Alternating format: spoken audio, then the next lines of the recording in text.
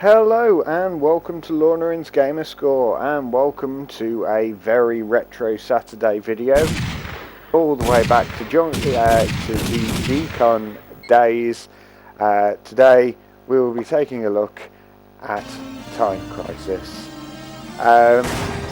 This is purely because I managed to get hold of an old CRT monitor, because as many people may know, the G-Con controllers don't work on the newer plasma LCD screens.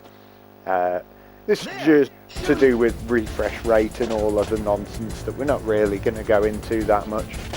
I suppose the other reason I wanted to share this, because, well, more Time Crisis 2 than this one has a very fond place in my heart. It took up a lot of time when I was a kid, and so I thought I'd revisit it.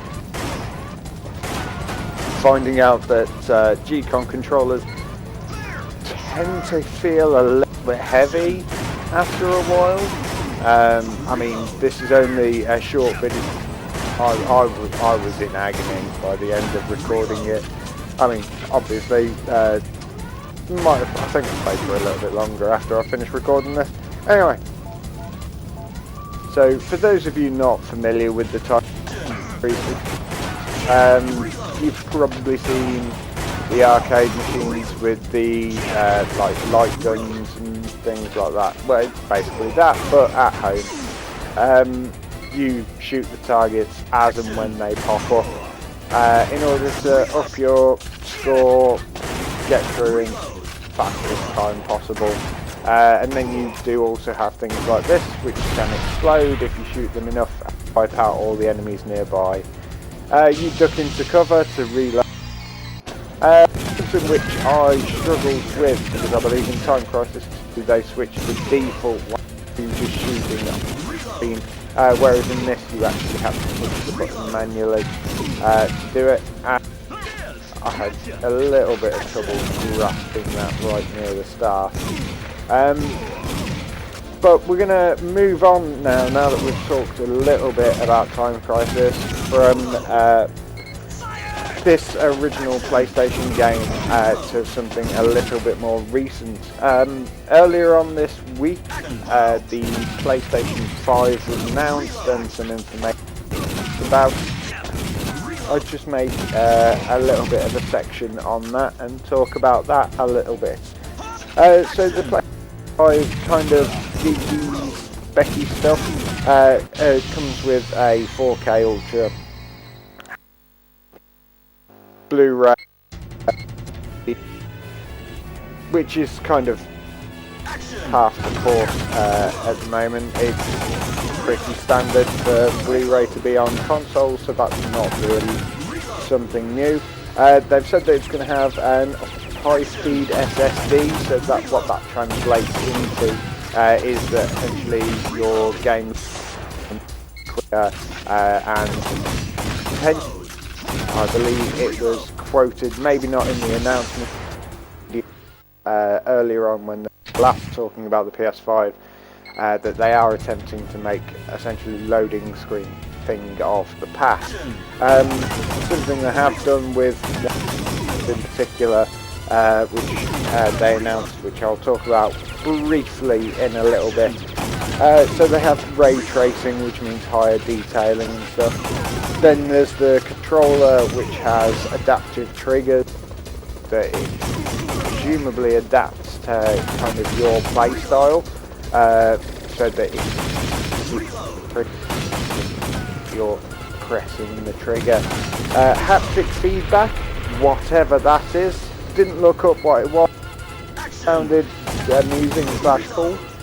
It appears that they have put a USB port onto the controller. So whether that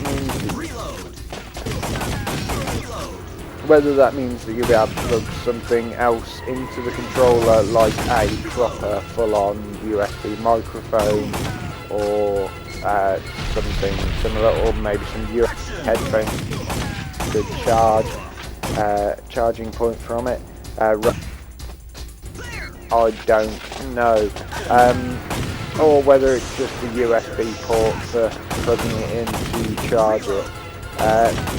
Who knows? So, very briefly about the actual body of the PS itself. They're saying that it's going to be white.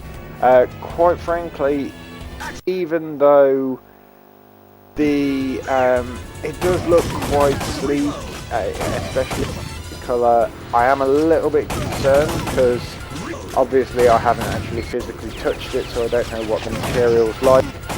There's basically a lot of thin plastic looking bits that I'm worried could quite easily snap in transit, or if you have to relocate it, or if it gets knocked, and it could damage it quite easily because it looks quite thin. On top of that, they've done two different versions, so they've done a digital and a standard version. Digital version obviously is only going to have downloadable games on it. The normal version has a disc tray in it, which looks like it was banged on last minute. So that leads me to believe that they're concentrating more on doing a digital console, and that was their original idea. And then they maybe went, okay, we'll put the CD drive on and plug it like that as well, just for the more old school gamers. So not long left on this video now, but I will very quickly talk through a few things. So they're saying everybody gets GTA Online at launch, and anybody that already owns GTA 5 will be getting bonuses until the PlayStation released.